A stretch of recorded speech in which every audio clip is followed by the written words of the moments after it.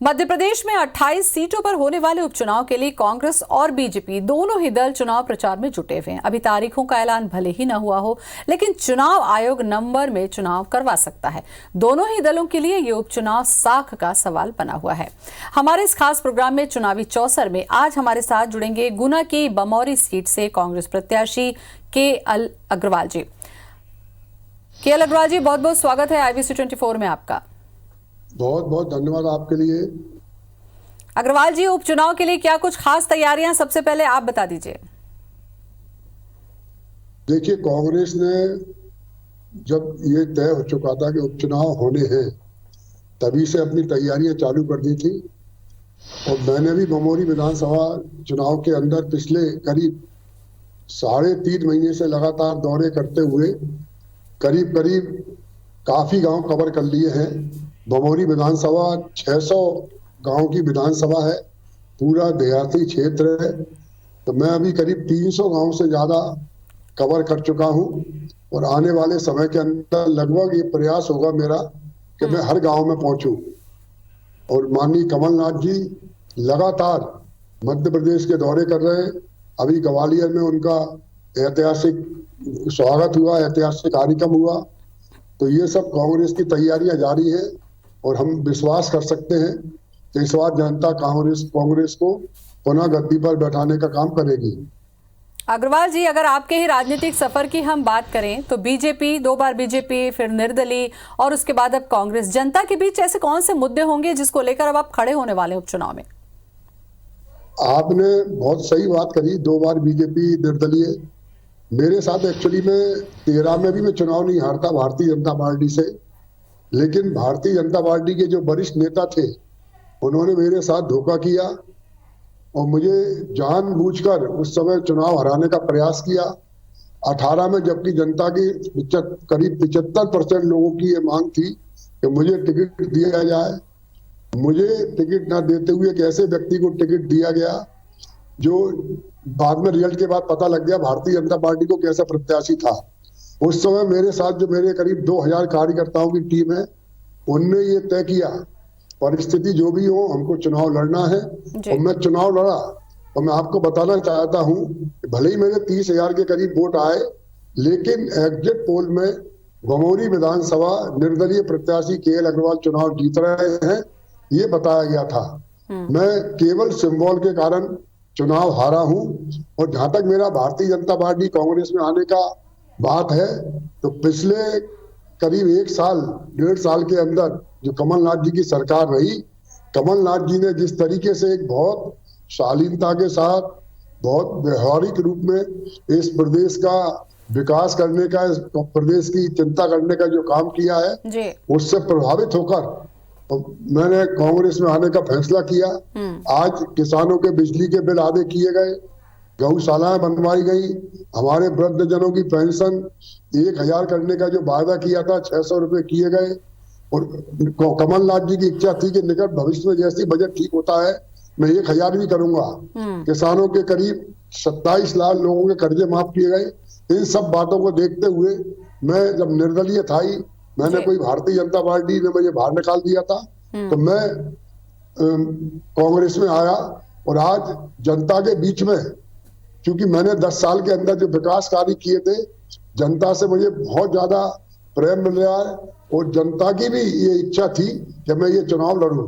बिल्कुल। और आज आप बमौरी के बारे में पता करेंगे तो आपको भी ये जानकारी मिलेगी कि जनता मेरे साथ है और जनता की भावना यही है कि मुझे चुनाव लड़ना था और मैंने चुनाव लड़ने का फैसला किया।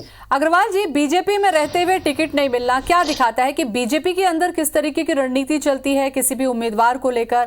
फिर टिकट नहीं देने से जो नाराजगी थी, उस समय निर्दलीय जाने की जगह आप कांग्रेस में आ सकते थे, लेकिन आज स्थिति ठीक उलट है। आप कांग्रेस से हैं और हो सकता है कि नाम डिक्लेयर नहीं हुआ है, लेकिन कांग्रेस के जो उम्मीदवार थे इस बार वो बीजेपी से आपके सामने होंगे, तो इसको किस तरीके से चुनौती मानेंगे आप? देखिए, एक तो भारतीय जनता पार्टी में कुछ लोगों ने पार्टी पे कब्जा जैसा कर लिया है, वो जिसको चाहे उसको टिकट दे रहे हैं। आज भारतीय जनता पार्टी जो माननीय कुशाभाऊ जी ठाकरे थे, उनसे बहुत दूर हो चुकी है।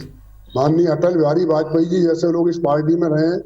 आज लाल कृष्ण आडवाणी जी माननीय मुरली मनोहर जोशी जी को हाशिए पर बिठा दिया गया है। ये सब बातों से मुझे कोई मतलब नहीं है, लेकिन ये बताना चाहता हूं कि आज भारतीय जनता पार्टी के जो पहले वाली एक विचारधारा और एक सोच थी, उसमें आज बहुत जबरदस्त बदलाव है। दूसरी बात, अभी आपने पूछा कि बमोरी के अंदर, तो बमोरी में आज जो प्रत्याशी हैं भारतीय जनता पार्टी के श्री महेंद्र सिंह सिसोदिया, इनके बारे में ये जो जिस तरीके से मंत्री बनने के बाद इनने जिस तरह से जनता को परेशान किया, लोगों को तंग किया, और इनका जो 1.5 साल का कार्यकाल, जिस शब्द का मैं उपयोग कर रहा हूं उसमें ध्यान दें, ये गुना जिले के लिए नासूर बन चुका है और जनता इनसे पूरी तरह असंतुष्ट है।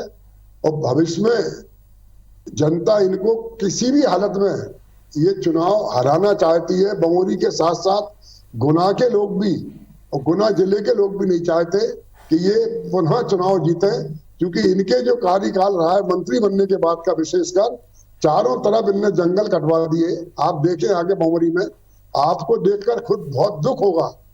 एक ऐसा लूटमार सी मची हुई है बमोरी में पिछले 2-2.5 महीने के अंदर, जैसे बमोरी नहीं होके कोई आतंक का क्षेत्र हो गया। वो जनता इनको हराएगी और बहुत बुरी तरीके से चुनाव हारेगी। अग्रवाल जी, अगर बमोरी की हम बात करें तो 2 बार से कांग्रेस यहाँ पर रही है, लेकिन कांग्रेस के उम्मीदवार अब बीजेपी में चले हैं, तो उनका जनाधार क्या अब उनके साथ चला जाएगा, या आपको लगता है कि जो कांग्रेस को पसंद करते हैं उनका वोट आपको मिलेगा?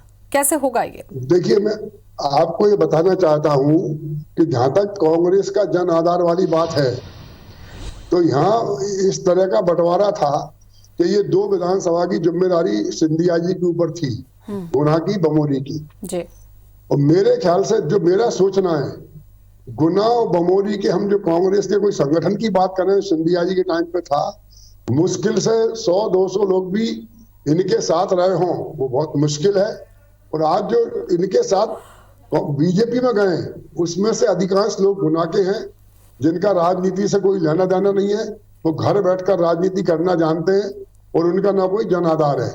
और आज कांग्रेस में चूंकि आज जो उनका एक बैरियर था माननीय दिग्विजय सिंह जी का, माननीय जयवर्धन सिंह जी का, अब वो पूरे गुना जिले में नहीं, ग्वालियर संभाग में आज लोग चारों तरफ आप देखें, माननीय कमलनाथ जी को, कमलनाथ जी मुख्यमंत्री रहते ग्वालियर नहीं गए, केवल इसलिए कि सिंधिया जी का एरिया आता था। और उसके बाद अब कमलनाथ जी जब पहली बार ग्वालियर पहुंचे हैं, आप देखें क्या भव्य स्वागत किया गया है। ग्वालियर संभाग की जनता अब कमलनाथ जी, दिग्विजय सिंह जी और जयवर्धन जी की तरफ निगाह लगाए बैठी हुई है। अग्रवाल जी, ये पार्टी में जो उम्मीदवार थे वो तो उलट पुलट हो गए हैं, अब जो जनता है, आप ये बताइए मुझे, सक्रिय राजनीति में आप रहे हैं, काफी करीब से आपने बमोरी को देखा है, कौन से ऐसे मुद्दे हैं जो तब से लेकर आज तक बने हुए हैं? क्योंकि 15 साल बीजेपी का शासन रहा, वर्तमान में भी बीजेपी है, ऐसे में कौन सी ऐसी चीजें हैं बमोरी में जो मुद्दे के रूप में सामने आएगी? देखिए, मैं बमोरी के बारे में आपको थोड़ी जानकारी देना चाहता हूँ जी। बमोरी विधानसभा में सिर्फ 600 गांव हैं, 124 पंचायतें हैं, वहां कोई नगर पंचायत भी नहीं है, ना कोई नगर पालिका है। ठीक है। पूरा देहाती क्षेत्र है। वहां के लोगों की अधिकतर जो मांग है, अच्छी बिजली मिल जाए, सड़क, पानी, स्वास्थ्य, शिक्षा और सिंचाई, और जो छोटे मोटे रोजगार हैं, उद्योग हैं, हर गांव के अंदर अपनी दुकानें खुल जाए, रोजगार मिल जाए लोगों को, ये सब छोटी छोटी मांगे हैं। उनका कोई आपसे बहुत बड़ा ना मांग थी। और इसी क्षेत्र में तत्कालीन जो सांसद जी थे सिंधिया जी, उनने ना कोई विकास कराए, ना कोई काम कराया, ना इस तरह की कोई चिंता करी। अब आप, मैं अपने बारे में बताऊंगा तो आपको थोड़ा मेरे बारे में बोलने में कुछ अटपटा लगता है, लेकिन मैं आपको जानकारी देना चाहता हूं कि मैंने केवल सड़क, बिजली, पानी, स्वास्थ्य, शिक्षा, इन्हीं पे बहुत ध्यान दिया, सिंचाई पर विशेष ध्यान दिया। और आज अग्रवाल जी, आपको ऐसा लगता है कि आपने जिन मुद्दों को लेकर जनता, बमोरी की जनता के लिए ध्यान दिया है, उन मुद्दों को सामने लाया है, और आपका ये विश्वास है कि जनता उसके लिए आपको वोट देगी? संक्षेप में 3 महीने से मैंने आपको बतलाया, मैं निरंतर बमोरी विधानसभा का दौरा कर रहा हूं और मुझे इस समय लोगों का भारी प्रेम, भारी स्नेह, क्योंकि 6.5 साल के उनका पीरियड रहा है महेंद्र सिंह सिसोदिया जी का, जो आज मंत्री तो है लेकिन विधायक नहीं है।